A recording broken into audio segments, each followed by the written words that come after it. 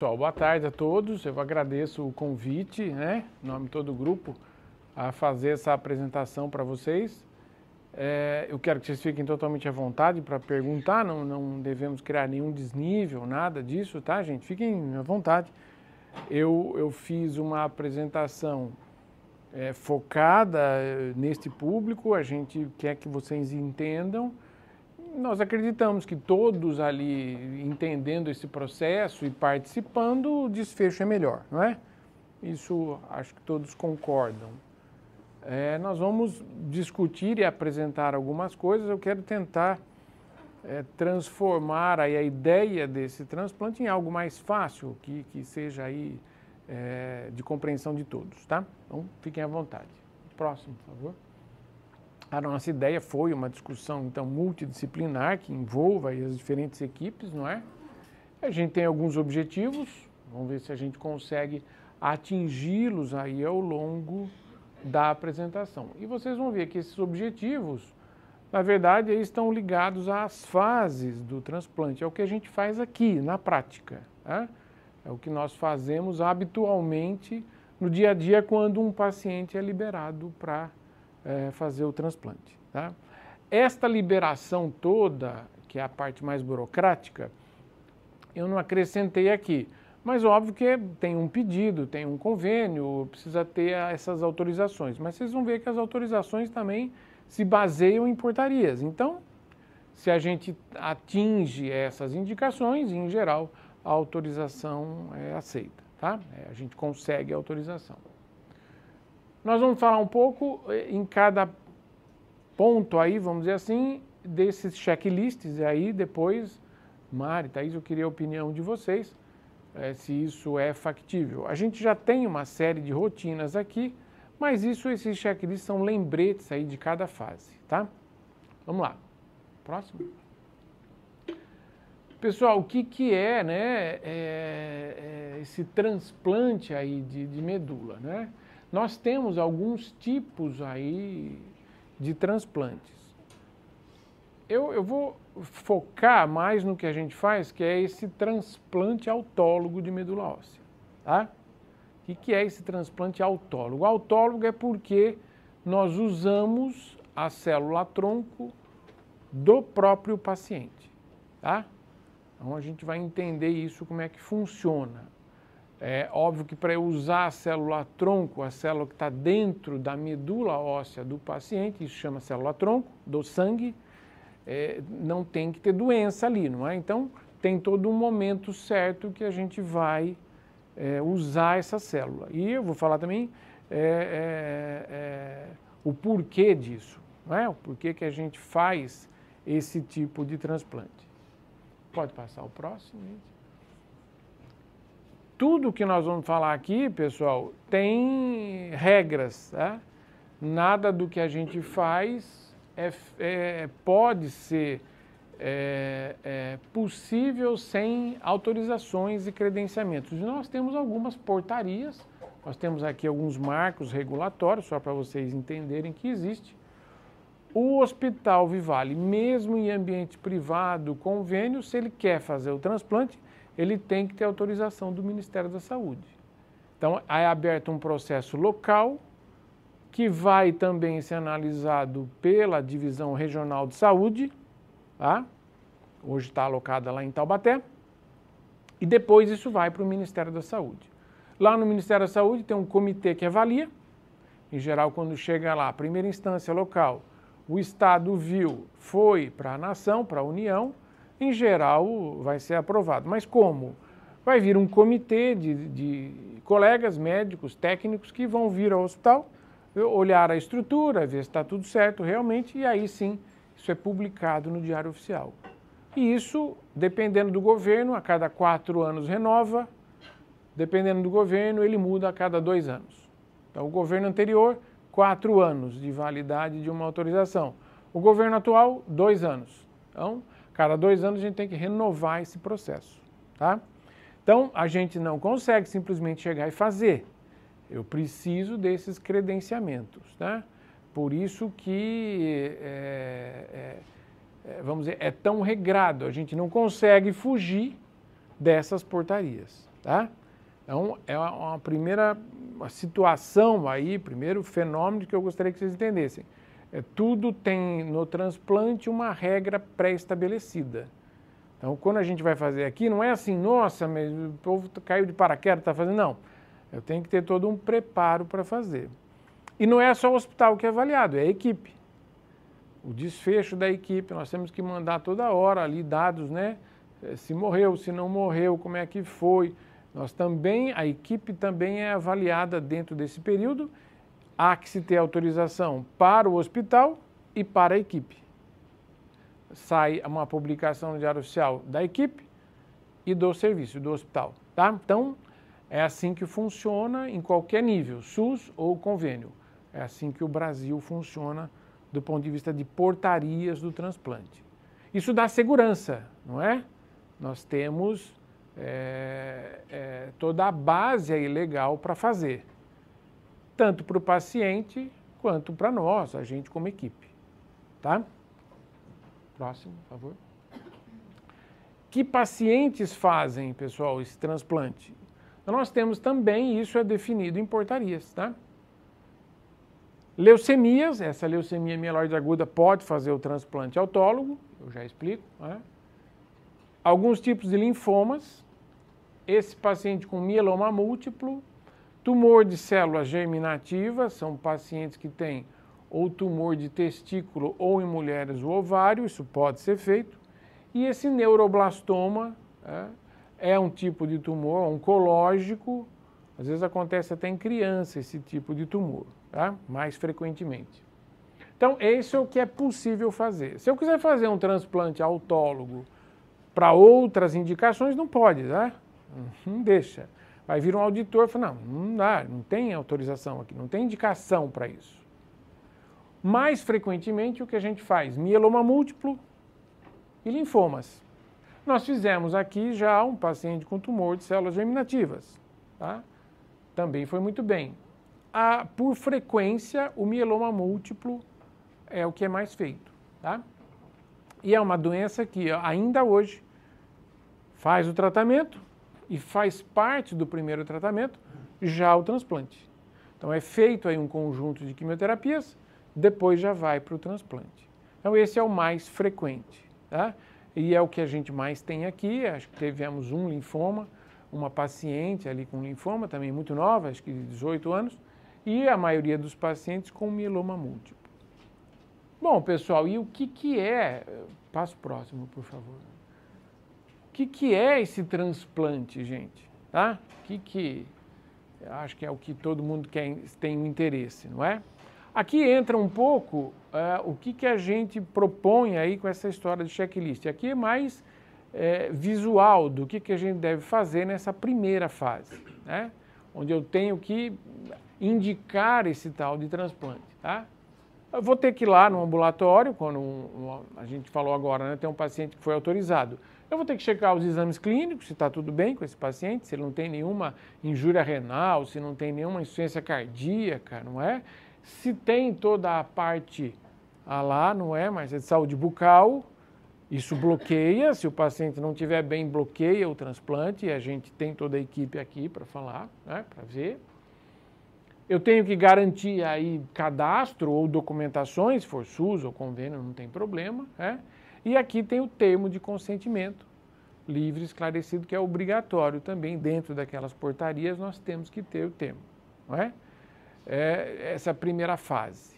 E lá, gente, seguindo esse checklist aqui da seleção do doador, do paciente, como é autólogo, eu vou usar a célula do mesmo paciente, aí cabe explicar para vocês assim, o que é esse negócio, né? Por que a gente faz isso? Nós sabemos que essas doenças que eu apresentei aqui, se nós fizermos uma quimioterapia em dose muito alta, a chance desse tipo de paciente com essa doença ficar sem a doença, entrar em remissão por muito tempo, tá? Aumenta muito. Então, esse é o tal do autólogo. O que é o autólogo? Uma quimioterapia em dose muito alta.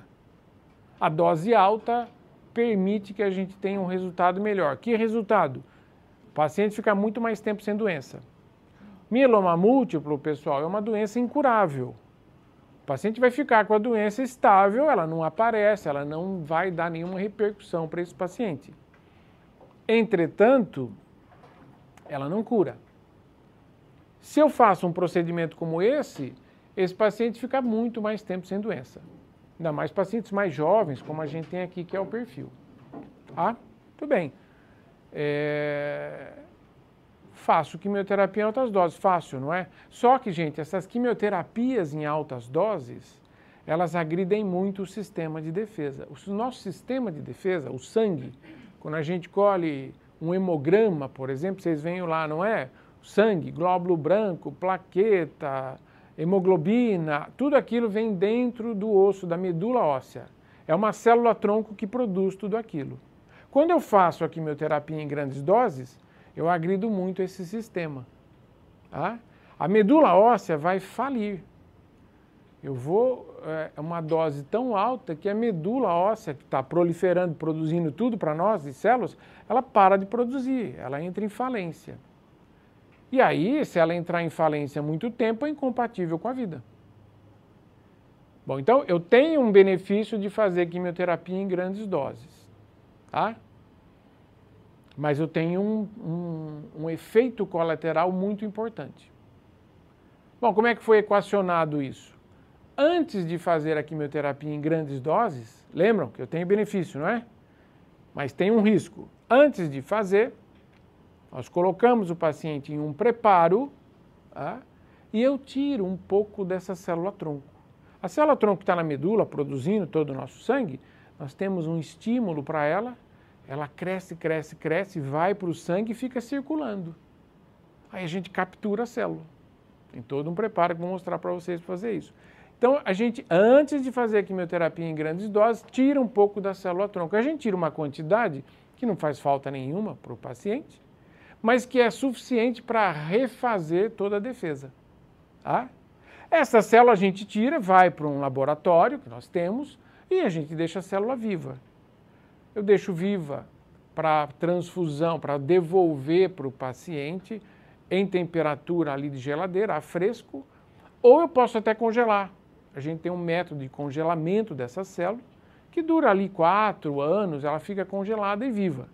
Então isso é possível, a gente faz de rotina hoje. Tá? Então, tirar a célula não leva nenhum prejuízo para o paciente e pode refazer o sistema de defesa. Bom, com isso ficou agora fácil. Antes de fazer a quimioterapia em altas doses, eu tiro a célula. Deixo lá fora do paciente. Faço a quimioterapia em grandes doses. Um dia depois, eu pego essa célula e devolvo para o paciente. A quimioterapia vai falir a medula, mas eu coloquei célula. Tá? Essa célula a gente devolve tudo pelo sangue, por cateter. Ela circula. E em torno de 9 a 10 dias, ela repovoa toda a medula óssea e volta a produzir todas as defesas. Entenderam?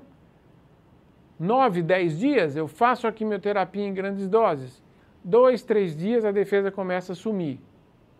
Em mais ou menos 9, 10 dias, vai recuperar. Então, a gente tem um período ali de 7 dias que é crítico, que é onde o paciente está conosco, lá na unidade de transplante.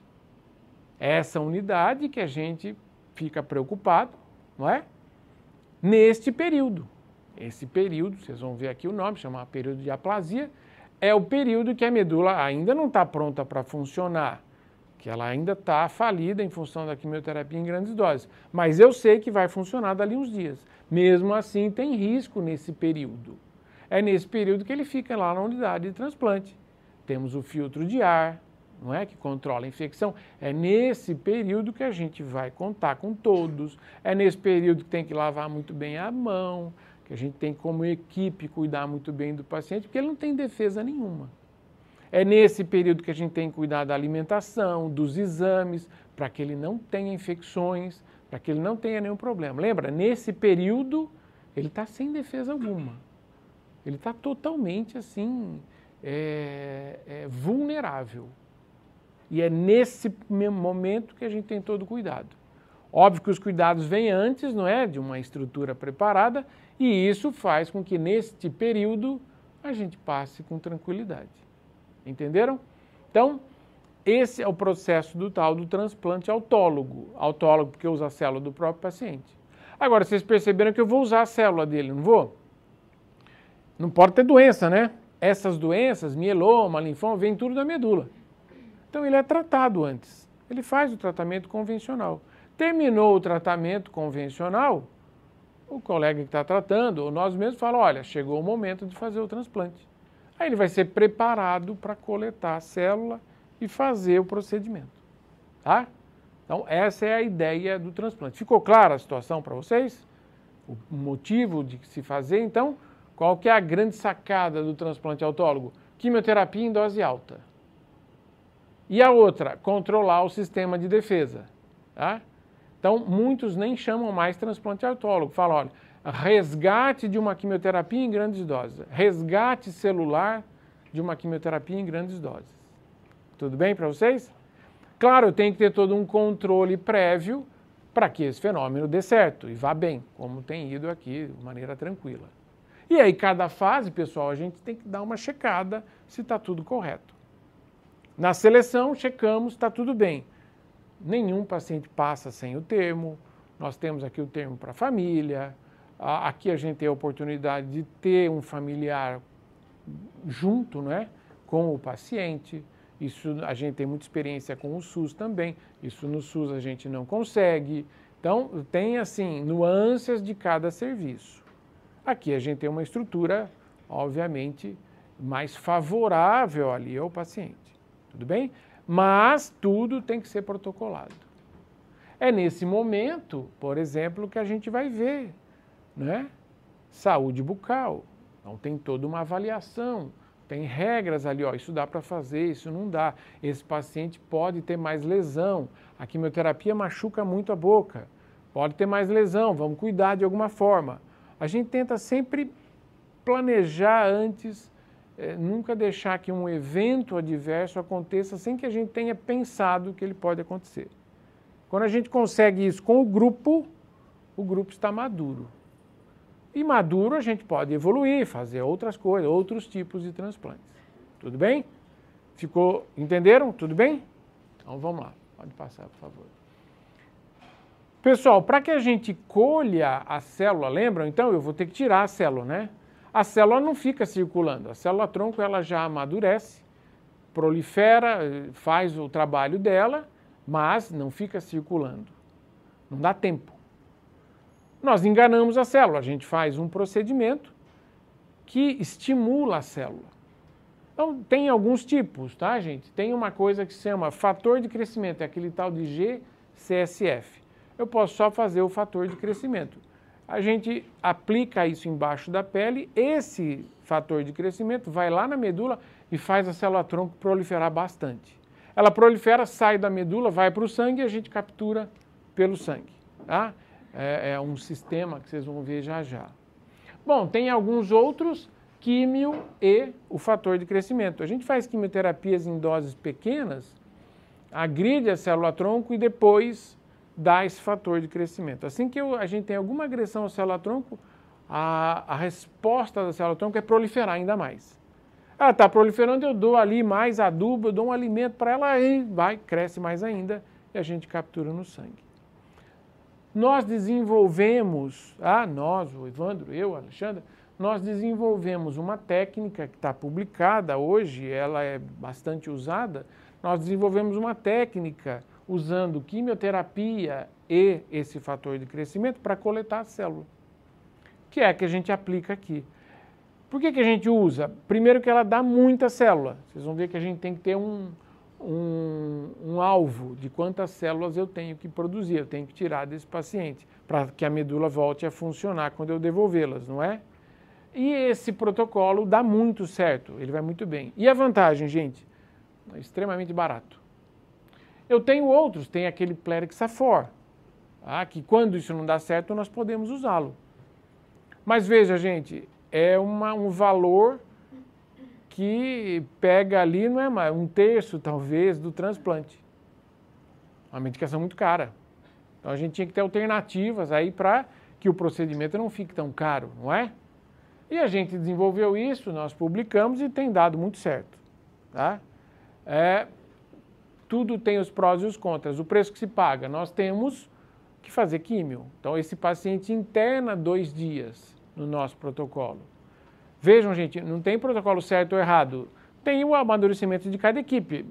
Pode ter uma equipe que não faça assim, não tem nenhum problema, não é certo ou errado. São estratégias diferentes. Nós desenvolvemos muito isso, então nós ficamos muito à vontade com essa técnica porque a gente sabe que dá certo. Quando eu estou falando dar certo é o quê? É um ponto central, gente. Se eu não conseguir o número de células tronco adequado, eu não posso fazer mais nada, a gente aborta tudo. Porque senão eu vou fazer a quimio em altas doses e eu não devolvo a quantidade suficiente. Se eu não devolver a quantidade suficiente de células, a medula não vai funcionar. Tá? Então, aí vocês perguntam, mas funciona? Se eu devolver o número de células adequado, funciona muito bem.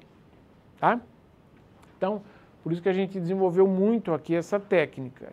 Aí o paciente interno, em geral, a gente faz aqui quarta e quinta, esse paciente interna. Sexta ele tem alta. Depois ele faz aquele fator de crescimento durante uma semana, de segunda a segunda. Ele vem aqui, aplica embaixo da pele, vai embora. Vem, aplica e vai embora. Na última segunda-feira ele interna na unidade para a gente medir quanto tem de célula no sangue e coletar. Entenderam? Então, essa é a fase que a gente chama ali mobilização. Então, vocês vão ouvir, esse paciente está em mobilização. É essa fase. Não é o transplante ainda. Nós estamos só estimulando a célula-tronco. Tudo bem? Deu para entender isso? Tenha vontade, hein, para perguntar. Pode passar o próximo, por favor? Essa fase eu tenho que ter alguns checklists aí. Tem que ter alguns pontos centrais, né? Vejam. A hora que eu uso esses fatores de crescimento, a gente estimula muito a medula óssea, ela prolifera muito. Isso pode dar dor óssea, por pressão mesmo, é muita célula dentro do osso. Tá? O paciente tem uma febre, dor óssea, incomoda um pouco. Para nós, quando tem dor óssea, é ótimo, sinal que está proliferando muito. Tá? É uma dor totalmente suportável, os nossos aqui até tiveram um pouco, né? Não tivemos muito problema. Nós vamos ter que monitorar aí essa célula, tronco, ela tem um marcador, imagina que é como se fosse o RG da célula, é esse tal aí de CD34, é um marcador que fica na superfície da célula, que a gente identifica a célula-tronco por ele. Ó, se tem isso aí, é célula-tronco, é isso que a gente vai medindo, tá? Então, essa é a ideia, tem como medir, então, célula-tronco, tem como contar quantos tem, tá? Uma coisa que a gente tem aqui, que funciona muito bem, para coletar essa célula, eu tenho que ter um cateter. É um cateter, é um Scheil, é um cateter calibroso. Isso, no momento certo, a gente pede para passar, não é? Para ser implantado. E a gente tem uma estrutura hoje muito boa, o cateter é passado sem nenhum problema, raramente a gente tem alguma dificuldade. A dificuldade no cateter aqui, pessoal, é se ele entupir. Às vezes forma algum coágulo, ele não dá um fluxo certo ali, nessa máquina que vocês vão ver que a gente colhe, tá? Mas, vejam, basicamente aí, parte nossa, não é? Monitorar o que está acontecendo com o paciente, não é? E ter a estrutura de apoio, principalmente ali no cateter, tá? Então, isso aí, um checklist nesta fase, né, mobilização. Tudo bem? Tá? Tudo bem, pode passar. Mobilizei, não é? Tenho células agora, eu vou coletar. Passamos o cateter, não é? Lembram? Passou. Então, chegou lá na última segunda-feira, tinha célula circulando, a gente mediu com aquele CD34, liberamos o cateter. Olha, pode passar. Passou o cateter, está tudo pronto, nós vamos fazer a coleta. A coleta é feita nessa máquina. A máquina de aférese, pessoal, aférese do grego significa separar, tá? É uma máquina que vai tirar o sangue do paciente, como se fosse uma diálise. Acho que diálise vocês conhecem mais, não é? É semelhante. Tira o sangue, a máquina faz uma centrifugação com esse sangue, vê onde está a célula-tronco, é por densidade ali, aspira só essa parte, tira só o que interessa e o resto devolve para o paciente. Tá? A máquina faz isso, a máquina separa aquela fração que tem essa tal de célula-tronco, essa tal de célula CD34. O restante ela devolve para o paciente. Então, o paciente não sente nada, ele fica lá vendo TV. Óbvio, incomoda? Incomoda. Esse troço dura 3 a 4 horas. Ele fica lá, parado, mas não tem dor, não tem nada. O catéter está bom? O catéter está bom, ele pode se mexer, pode levantar. Se ele quiser ir ao banheiro, a gente pode parar o procedimento. Então, é seguro, bastante seguro. A máquina é muito, muito segura. Qualquer problema ela para, ela protege sempre o paciente. Não adianta eu querer forçar, ela não vai. Se não tiver tudo ok, o cateter, se ele tiver alguma obstrução, a máquina para automaticamente. E o pessoal já viu, a Thaís, a Mari, né, quem já participou, ela fica lá apitando, pé, pé, pé, e não funciona. Tá? Eu tenho que regular novamente. Então, dá muita segurança para o paciente. Então, pessoal, indolor, tá? Nós temos que usar, obviamente, um anticoagulante. Vejam, se eu tirar o sangue e deixar na máquina, vai entupir todos os tubinhos ali da máquina, não é? Vejam, esses kits que vão na máquina, a gente instala na máquina, tá? O sangue passa por esses kits. Terminou, a gente tira o kit e joga fora. É totalmente estéril, é um kit por paciente, acabou, então totalmente seguro também quanto à infecção, tá? Mas esses tubinhos que tem desse kit, que vão passar pela máquina, se a gente não tiver anticoagulante, coagula tudo. Então a gente tem um coagulante, tá? Um anticoagulante, perdão.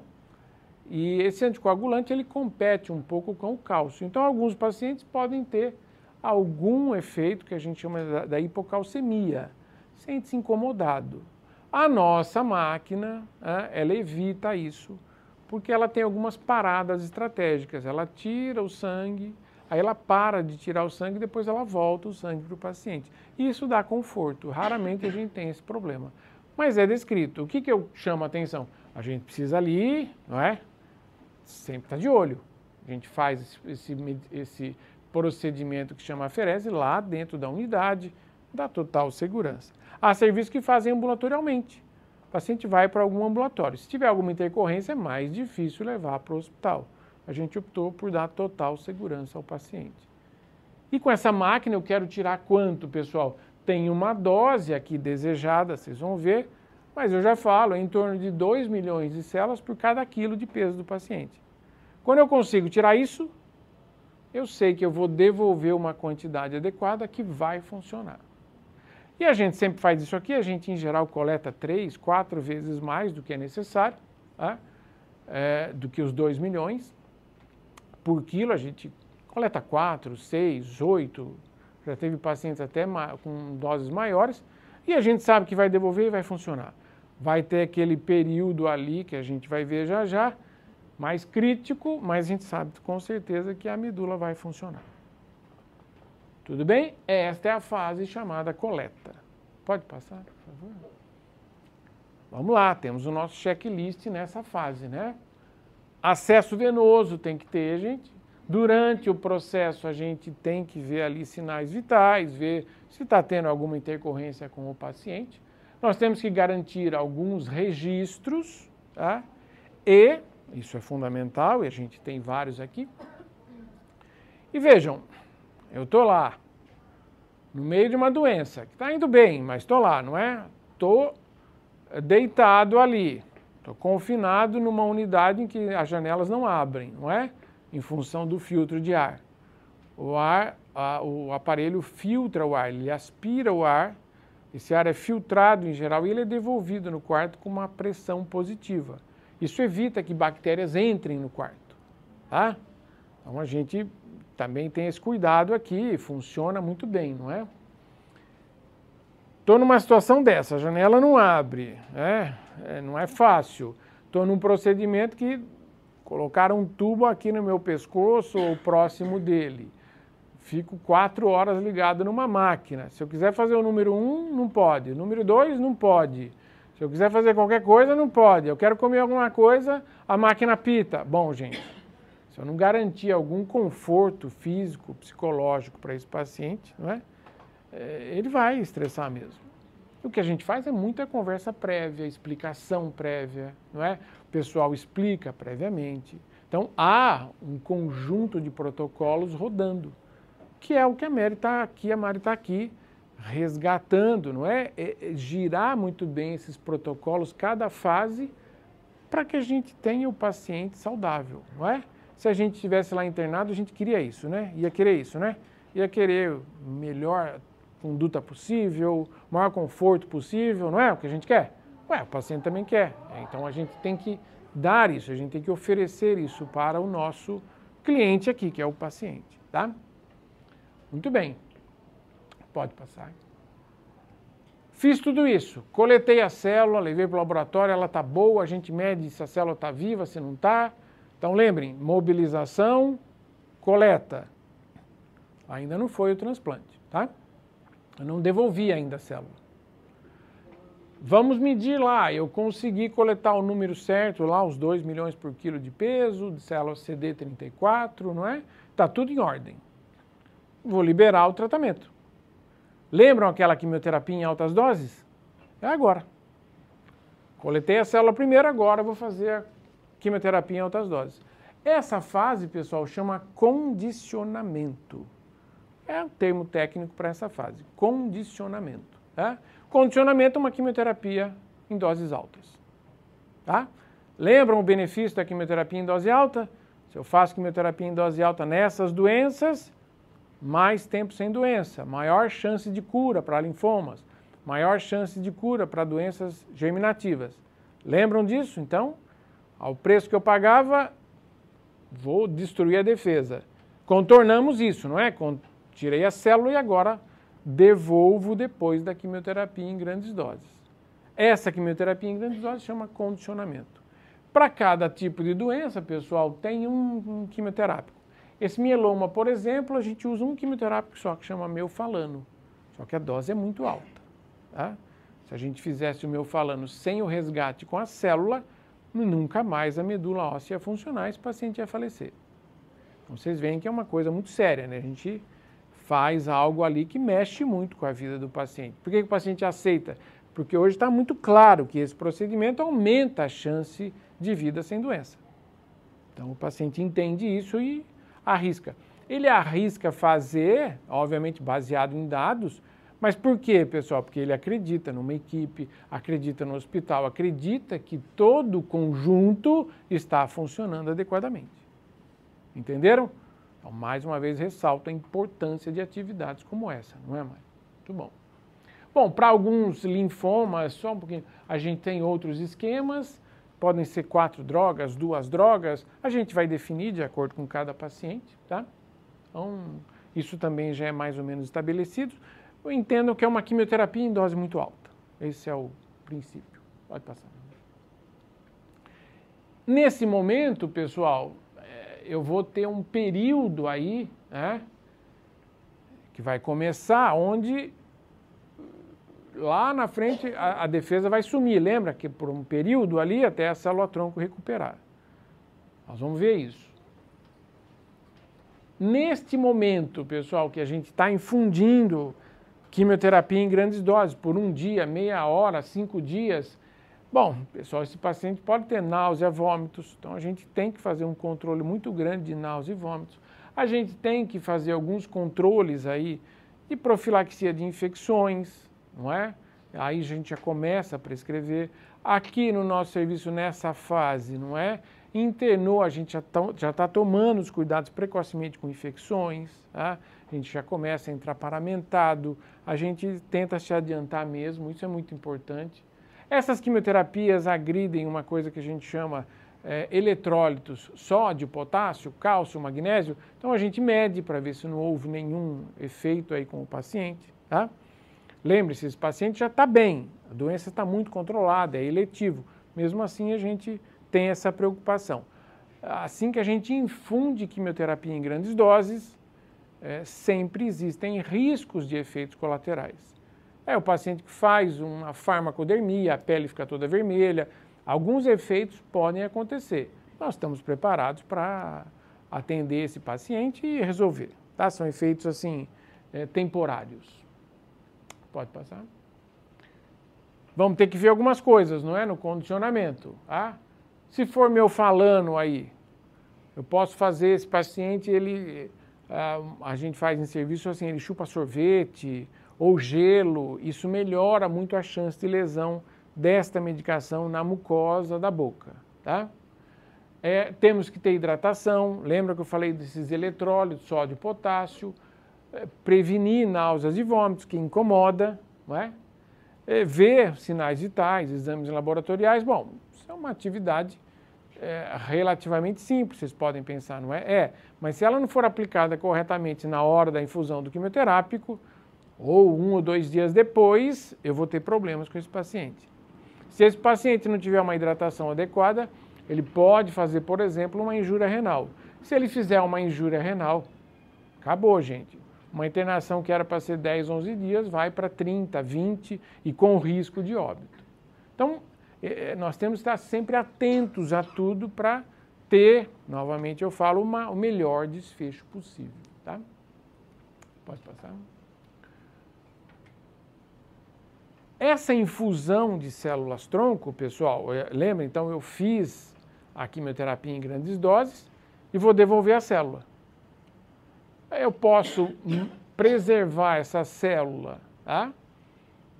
A fresco, que nós chamamos, é uma temperatura que vai de 2 a 24 graus, tem um equipamento que mantém a temperatura, ou eu posso congelar essa célula. Quando a gente congela, a gente traz o equipamento e descongela a célula na hora. É um banho-maria a 37 graus, essas células ficam congeladas, aí é um freezer que funciona a menos 86 graus Celsius, um freezer elétrico. Nós temos hoje 4 no laboratório, um é backup do outro, se um falha tem que pôr no outro, a gente não pode perder essa célula, não é? Então isso é todo um trabalho feito.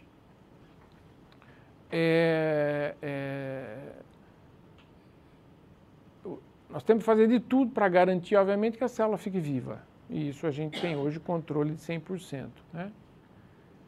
Devolvo essa célula. Se estiver congelado, eu descongelo e devolvo na hora. Se for a fresco, a gente traz.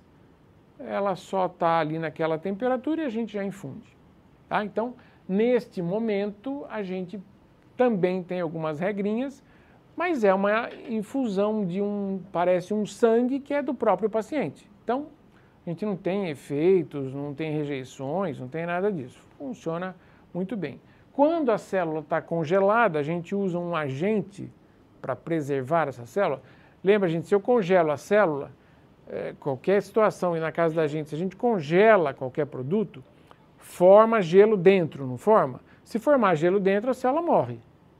Então, a gente tem agentes criopreservantes, que nós chamamos, um deles é esse DMSO, dimetilsulfóxido, que não deixa formar, mesmo em temperaturas muito baixas, não deixa formar gelo dentro da célula.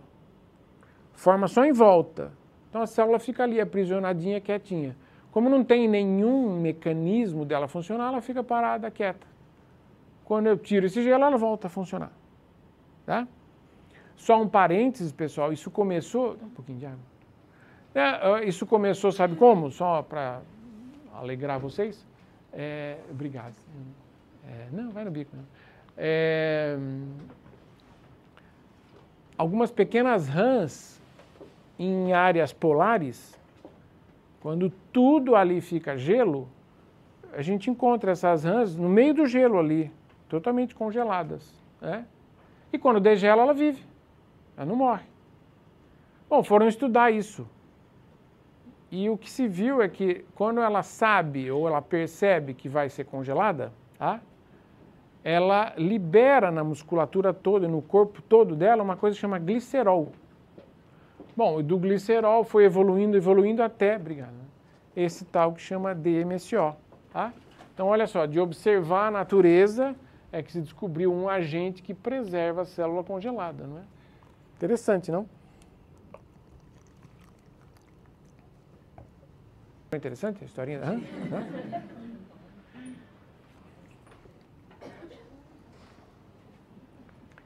Esse agente, pessoal, ele tem um cheiro, tá? A metabolização dele gera um produto, ele é metabolizado parte no pulmão, então o paciente exala aquilo. Como é que eu vou descrever? É um derivado pequeno de um amido. Sabe quando a gente faz milho cozido? tá? Alguma coisa assim.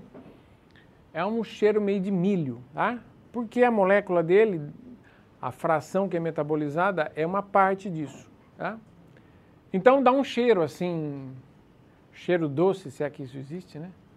É um cheiro estranho ali, passa rapidamente, mas alguns pacientes podem ficar nauseados. Então a gente controla isso.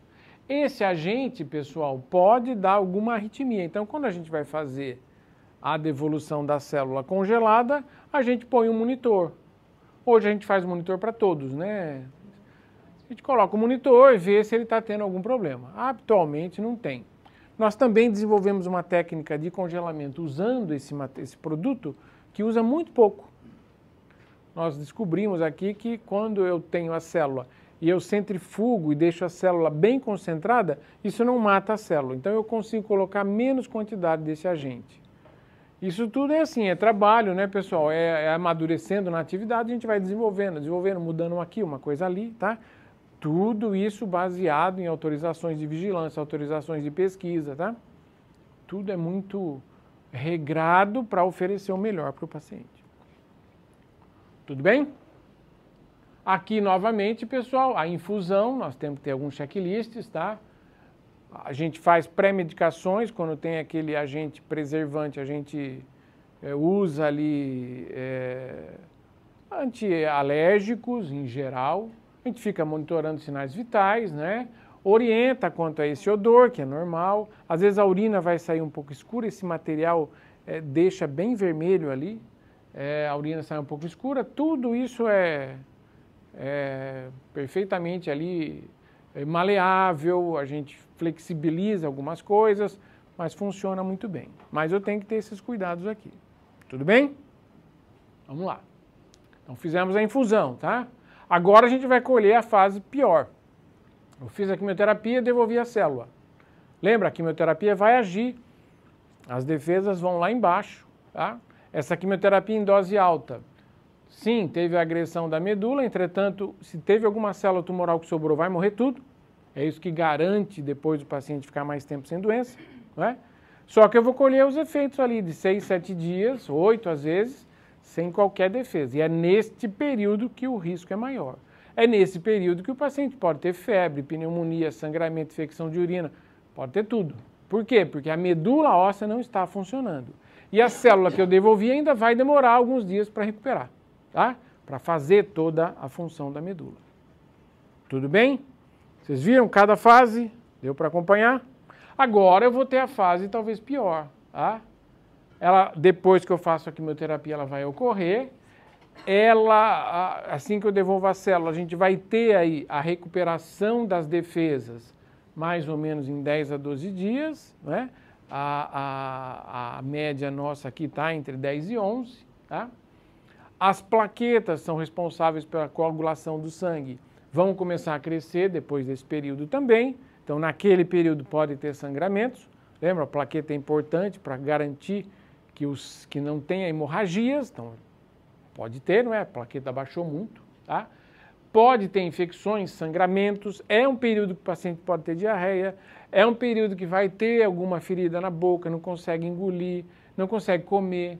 Aí a gente precisa de muito apoio de todo o pessoal, né, da nutrição, olhando todo dia se está ingerindo, se tem caloria, a gente conversa, né? Olha, a caloria está muito baixa desse paciente. Se ele não ingere nada, eu demoro mais para ter recuperação da medula. Então a gente precisa dar caloria para esse paciente. Às vezes não come nada, nós vamos ter que fazer aquela nutrição parenteral. Tá? Então é todo dia, toda hora olhando. Se ele fizer febre, nós vamos ter que entrar com antimicrobianos, né, para proteger. Ele não tem defesa ainda nesse momento. Entendam assim, é um período crítico. Que se nesse momento a gente não tiver equipe, não tiver protocolos, nós vamos entrar na unidade sem lavar a mão, nós vamos colocar pacientes, né, que não podiam dentro da unidade, né, nós não vamos ter um número de equipe suficiente, isso não acontece aqui, tá? Mas se a gente não estiver totalmente focado, isso pode acontecer, tá? Então, nossa, mas aconteceu um problema ali, a gente já teve, não é? Acontece, teve um vazamento, eu tenho que ter toda a estratégia, um vazamento de um cano ali da pia, toda a estratégia que nós vamos fazer. Em teoria tem que trocar de quarto. Não é? Eu não posso conviver com aquilo.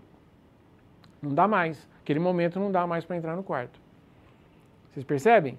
A gente fica chato mesmo com tudo que está acontecendo ali. Opa, isso não pode. Tá? Isso aqui não devia ter acontecido. Não é? O paciente está com muita ferida na boca. Isso a gente já viveu, não aqui, tá? Está com muita ferida na boca, não consegue comer. Vem que pãozinho francês para ele, imaginem. Qual? O mais cascudo, não é?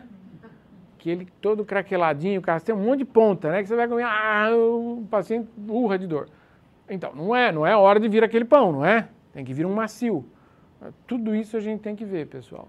Estou dando exemplos mais simples, mas vocês imaginam isso do ponto de vista de controle de infecção, de sangramentos, tudo isso tem que ser visto.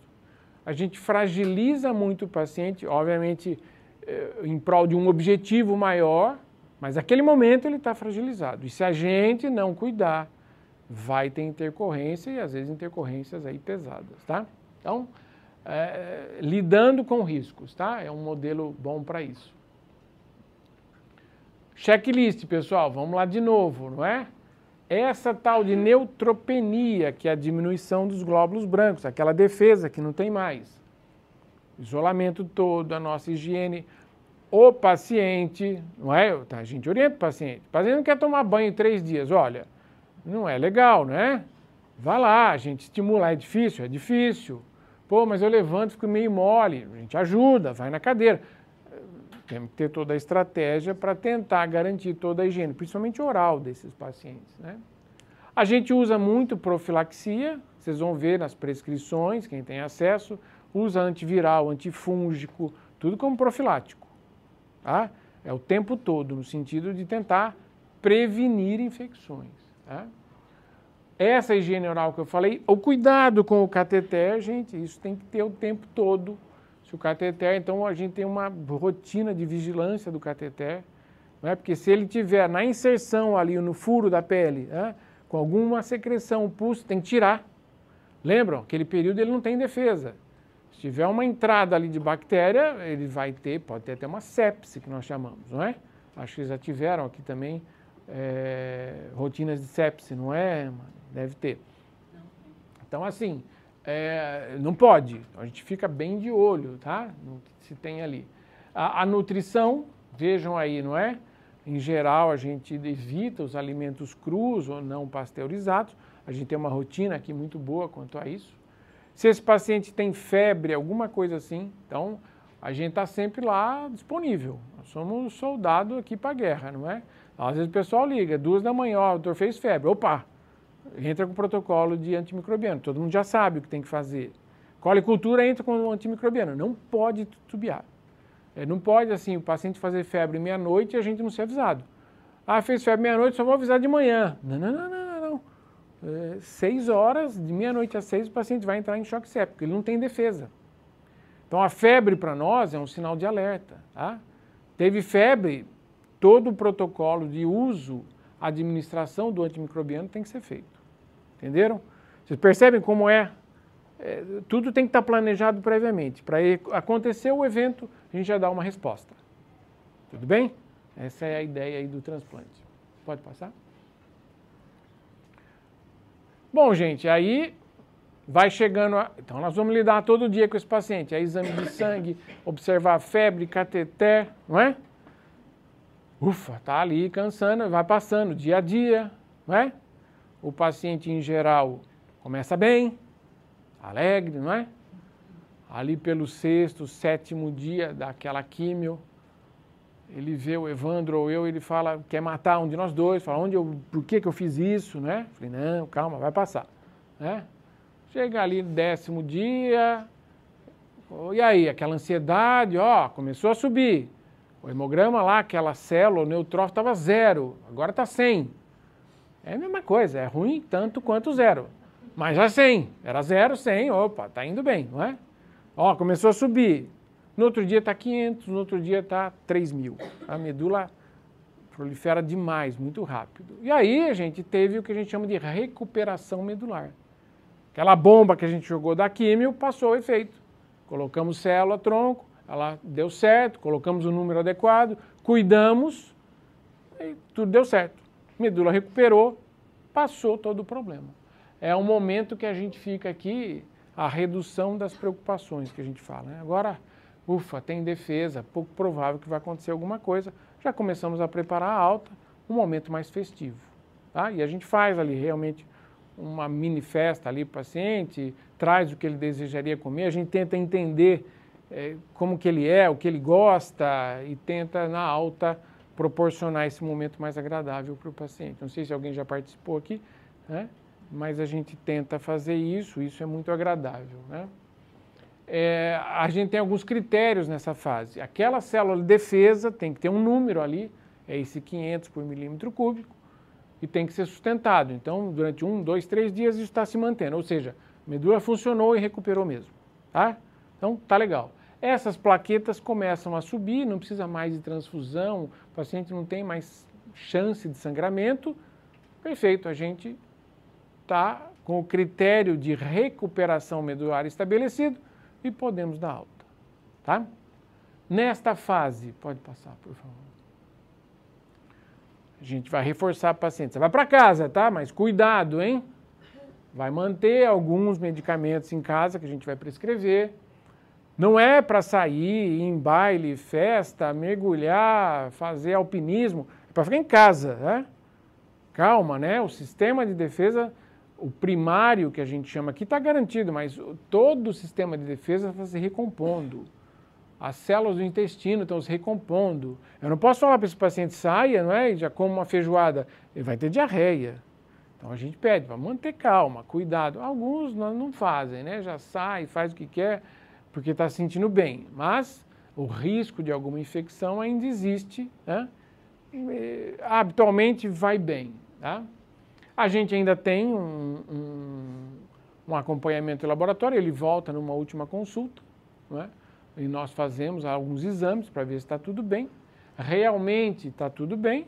Nós vamos orientar dali 4 a 6 meses algumas vacinações e, se já for nosso paciente, continua acompanhando conosco. Se não é nosso paciente, nós recebemos o encaminhamento para fazer o transplante, nós fazemos um relatório e encaminhamos para o colega que é o médico assistente, dizendo que o transplante foi bem, quantas células a gente conseguiu coletar e que ele pode agora voltar a seguir de acordo com o plano que o médico assistente estabeleceu para ele. Então, nós entramos, fazemos o transplante e saímos, né, Evandro? A gente habitualmente não fica seguindo o paciente, obviamente que não é nosso, tá? Se for já da equipe, sim, mas se não, a gente devolve. Essa é a conduta mais ética de fazer. O colega contou conosco naquele momento e aí ele volta a seguir com o colega, tá? Pode passar. Bom, pessoal, o que eu tenho para falar? Com esse procedimento, todas essas fases que a gente segue rigorosamente, vocês veem como é importante ter todo um conjunto de atitudes, tá? É um procedimento de alta complexidade, vocês viram várias vezes aqui o termo multidisciplinar. A gente tem clareza disso, nós não fazemos nada sozinhos. Tanto o Evandro quanto eu, a gente tem essa postura. A gente não se considera melhor que ninguém. Eu faço parte de uma equipe, né? Eu tenho um papel, nós o papel, né? Eu, Evandro, aqui, temos um papel que tem que ser desenvolvido bem, né? A Mari, Thaís tem outra, a Márcia tem outra, o pessoal da nutrição tem outra, cada um tem o seu papel. O que a gente pede é que todos façam o seu papel bem feito e que a gente converse entre nós mesmos, né? E tenha sempre a melhor conduta, a mais equilibrada possível. Essa conduta a gente toma há muitos anos, é um jeito que a gente tem e tem funcionado muito bem, não é? Acho que a gente está sempre ali acessível a entender os problemas, né? A gente entende que tem hora que deu errado. O último caso, a gente tentou fazer a mobilização de um paciente e no meio do caminho ele fez uma pneumonia brutal. Olha, gente, há anos a gente não vê isso. Mas fez uma pneumonia brutal, falei com o Evandro, acordamos, abortamos o procedimento. Trata a pneumonia para tudo, né? Não tínhamos feito químio ainda, estava na fase de mobilização. Para tudo, trata isso, dá alta, descansa, voltamos lá no futuro. para ver se ele quer continuar, se quer fazer novamente, se nós ficamos confortáveis em fazer, se ele não tem uma lesão pulmonar que naquela seleção, lembra? Embora a gente tenha feito todo o protocolo, passou, talvez agora tenha que reforçar essa avaliação pulmonar, coisas que habitualmente não são necessárias, mas talvez para ele a gente vai ter que fazer, de exames, garantir que aquele pulmão funciona para levar ao procedimento. Então, acontece, eu tenho que estar preparado aí para tudo, não é? Como que a gente está preparado? Quem que dá a melhor resposta, gente, às situações adversas? Quem tem equipe, quem está preparado, quem faz mais, não é? Quem faz mais todo dia é diferente, tá? Nós estamos hoje com quase 800 casos transplantados. Então, gente, posso garantir para vocês que a maioria das coisas que acontece aí de intercorrente a gente já viu, né? E ganha mão, ganha casca mesmo para lidar com esses problemas, tá? Também, não é, Evandro? Posso dizer que momentos como esse não são comuns por aí. Então, mais uma vez agradeço a sua iniciativa, mas porque isso traz a equipe para uma atividade. Claro, é uma atividade do hospital pontual, né? Vocês têm milhões de outras atividades, mas é uma atividade que, como eu falei para vocês, a gente tira um paciente da situação de conforto, não é? Ele podia não fazer nada, mas senão a doença volta, e de uma maneira eletiva, ele é levado a uma coisa que acaba com a defesa, tira a célula, põe célula, faz aquilo. Se eu não tiver uma condição plena, eu posso perder esse paciente, não é? Então, aqui a gente tem muito conforto, é uma estrutura que funciona muito bem, os casos têm ido muito bem. É um serviço assim, que com a ajuda de vocês a gente tem um futuro aí muito promissor. Até para talvez começar a pensar em outros tipos de transplante, aquele transplante entre irmãos, que é muito mais complicado do que nós estamos falando aqui hoje, tá? Mas o amadurecimento faz a gente levantar a mão e pleitear, ó, acho que dá sim para fazer, tá? Esses checklists, óbvio que são checklists aqui só temáticos, superficiais, mas isso pode ser desenvolvido, não é, para cada fase. Eu peço que vocês analisem e a gente começa a seguir cada fase de uma maneira mais protocolar, como a gente tinha pensado, não é? Então, fica aí a sugestão e a gente está aberto a discutir, tá? Próximo, acho que acabou. Acabou. Bom, muito bem, pessoal. Eu queria passar essas mensagens para vocês. Novamente, a gente fica aqui, tanto o Evandro quanto eu, abertos a alguma pergunta que vocês queiram. Aí eles falam, tem vergonha de perguntar, tá? Eu também, quando assisto palestra, faço que nem vocês. Às vezes eu olho lá, tem uma pergunta que podia ser bacana, né? E eu não faço com uma certa vergonha. Não tenham, tá? Às vezes a gente não faz, vai um lá que não tem muita vergonha, faz e o cara ganha fama. Né? Fala, que pergunta boa, hein? Eu falei, pô, podia ter feito, né? E é melhor vocês fazerem as perguntas, porque essa conversa nossa hoje não é só no intuito de reciclar nem ensinar nada.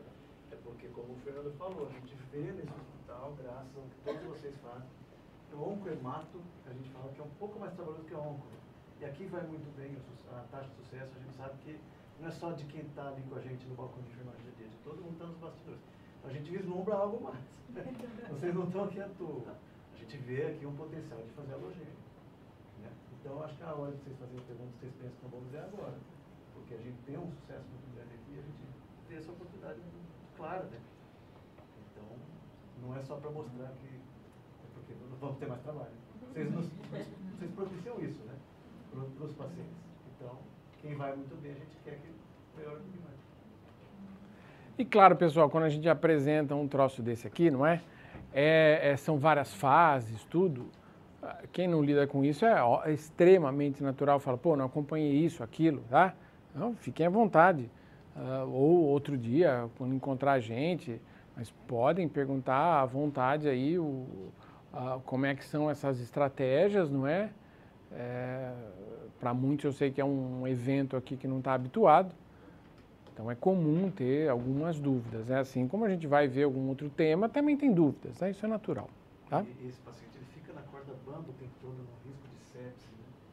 Então, assim, qualquer pessoa que trabalha no hospital influi no desfecho.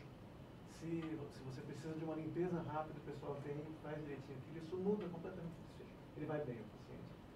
a gente tem o apoio da Márcia, da nutrição, da farmácia. Um paciente de transplante, qualquer um que trabalha no hospital, direto ou indiretamente vai fluir no desfecho positivo ou negativo, que no caso, às vezes é óbvio negativo. A gente vê que aqui vai muito bem, muito tranquilo. Não façam as perguntas.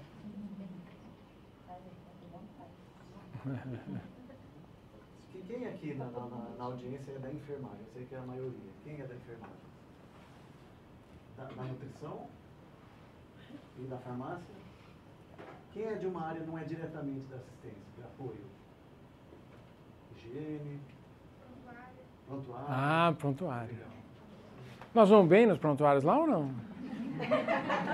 Ai, doutor, um pergunta sensível. Vamos conversar no final. Acabou. Eu acho que é derradeiro, mas...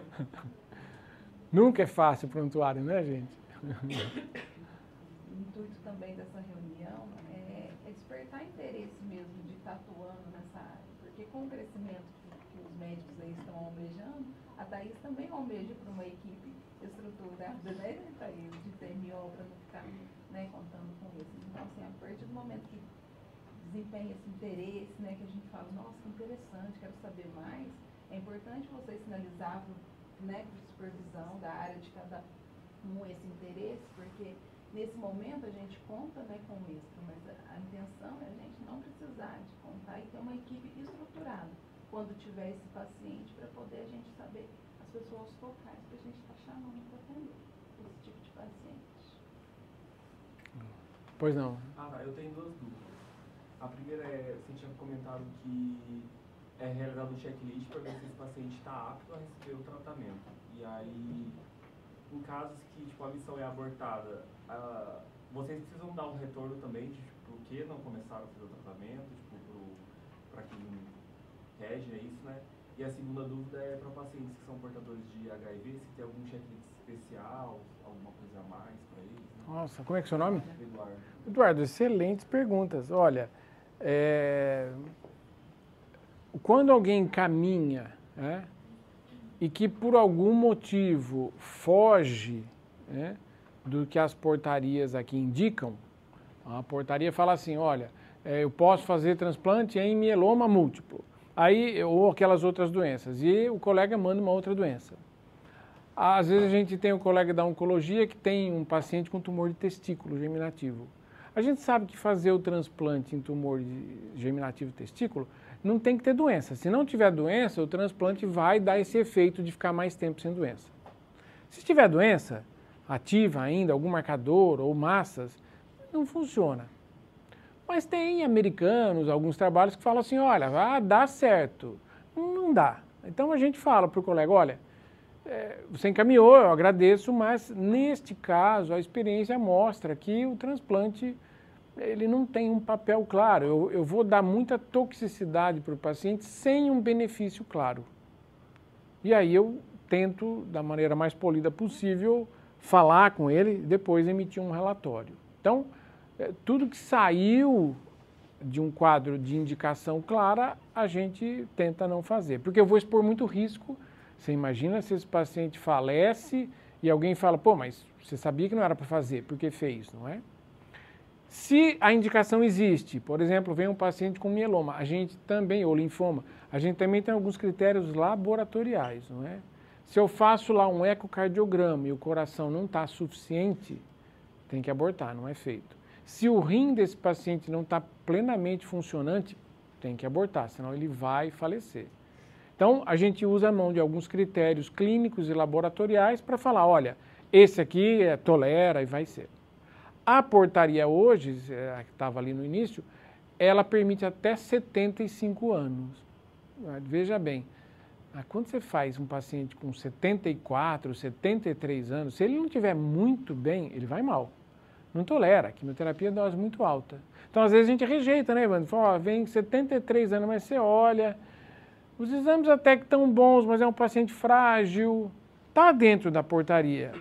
Mas a experiência mostra que se fizer ali não vai dar certo. Então a gente para mesmo. E ali, nessa fase de indicação, né, de seleção, que a gente chama do doador, eu tenho total autonomia. Se a equipe falar, olha, não vamos fazer esse paciente, não dá.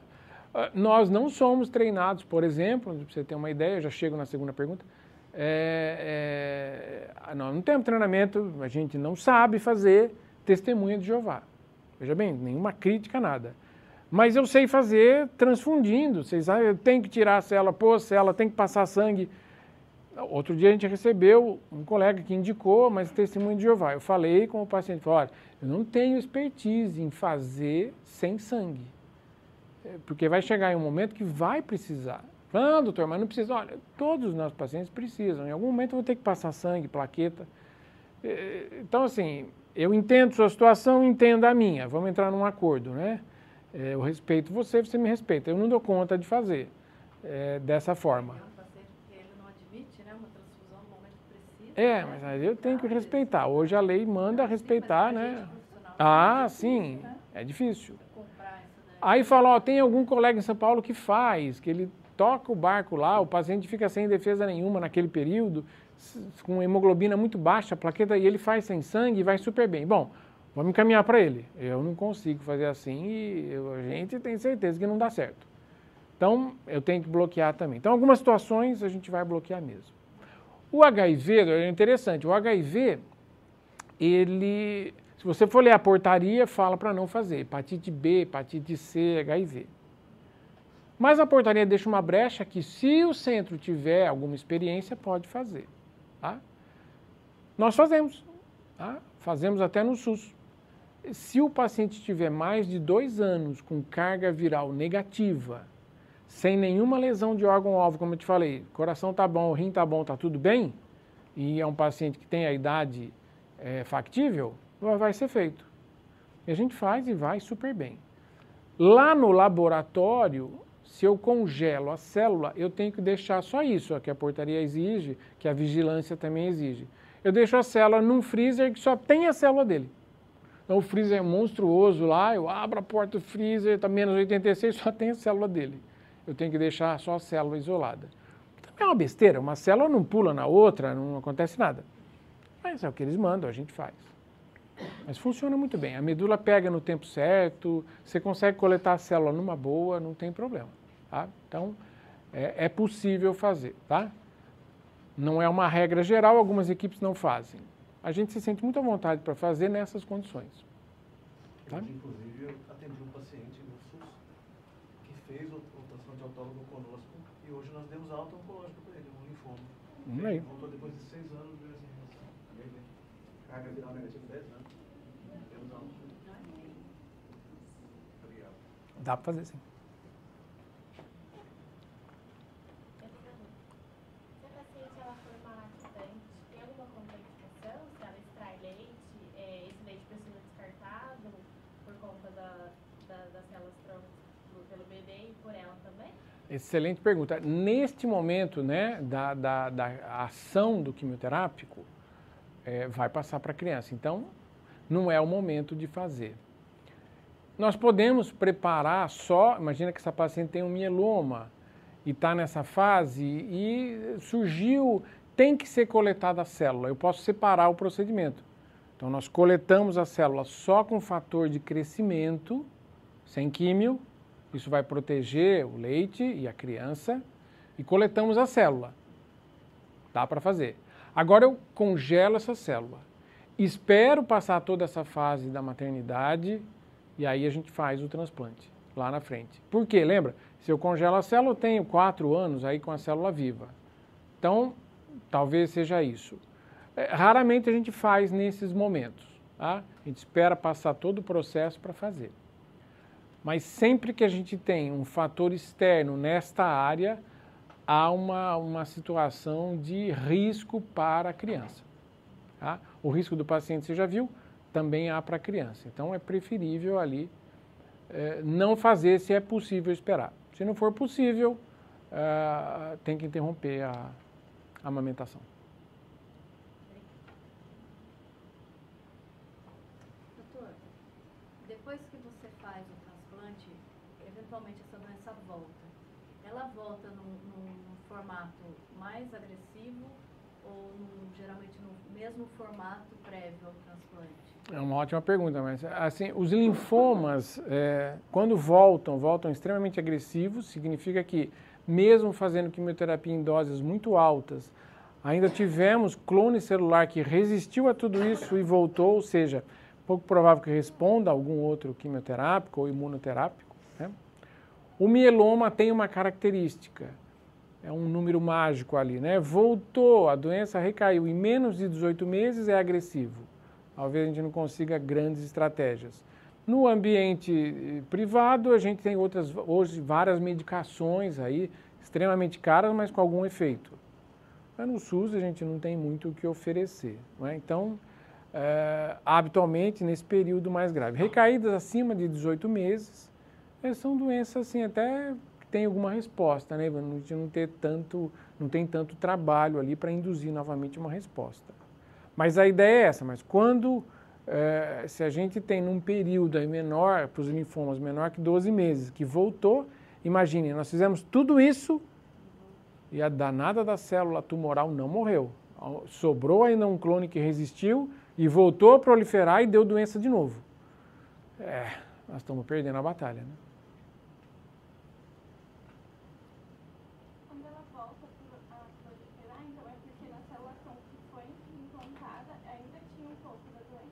Muito boa a sua pergunta. O autólogo tem sempre esse risco, lembra? Por isso que a gente trata antes. Então, eu trato antes para tentar eliminar no próprio paciente o maior número de células tumorais. É engraçado que, quando eu tiro a célula-tronco, mesmo que venha uma certa quantidade de células tumorais, quando eu devolvo para o paciente, o sistema imune combate aquela célula. Então, não tem tanto problema. Por isso que eu não posso fazer, lembra que eu contei do tumor germinativo? Eu não posso fazer um transplante com doença ativa, senão eu vou tirar uma quantidade muito grande de célula tumoral e vou devolver a célula tumoral com célula-tronco. Não vai adiantar muito. Então, você fez uma pergunta brilhante. A grande falha do autólogo é isso, é o lidar com um conjunto de células tumorais ainda. Por isso que, para indicar, a gente vai ver o paciente, a seleção, eu vou ver se o paciente respondeu plenamente. Se ele respondeu, não tem doença tumoral ativa ou tem muito pouco, a gente vai fazer a quimioterapia em altas doses e ele vai colher o benefício de ficar muito mais tempo sem doença. Essa é a ideia, tá? Muito bem. Pois não. Quais são os fatores que podem levar à rejeição do transplante? Nesse tipo que chama autólogo, a gente não tem porque usa a célula-tronco dele mesmo. Então, como é dele, é todo o material dele, do próprio paciente, eu não tenho rejeição. No outro transplante, eu vou usar a célula-tronco de um doador, de um irmão, parente. São células diferentes. A gente tenta fazer ali, a gente tem alguns marcadores para tentar ser essa célula do doador igualzinha do receptor. Mas nunca é.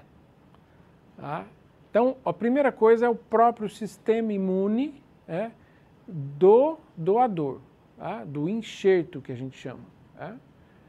Assim que eu devolvo a célula, algumas células que vão junto falam assim, esse corpo aqui não é meu não. E eu vou reagir contra ele. O nosso sistema imune é assim, se ele não gosta, ele reage mesmo. E aí vem uma tal de chama doença do enxerto contra o hospedeiro. O enxerto é o doador e o hospedeiro é o receptor.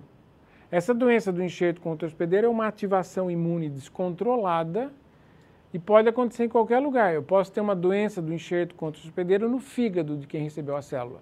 Vai ser gravíssimo. Eu posso ter no intestino, vai ter diarreia de monte.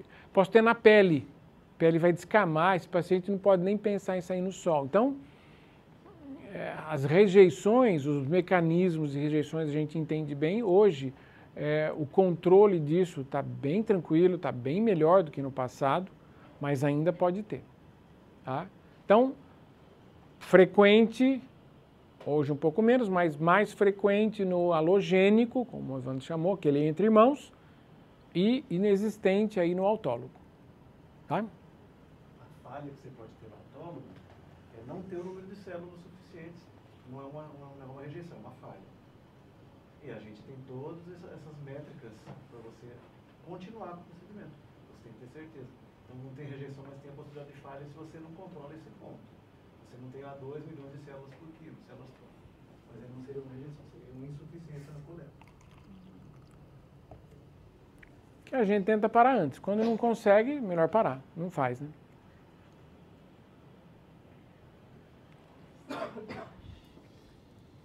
Tudo bem, pessoal? Acho que vocês já sofreram muito, né? São 10:07.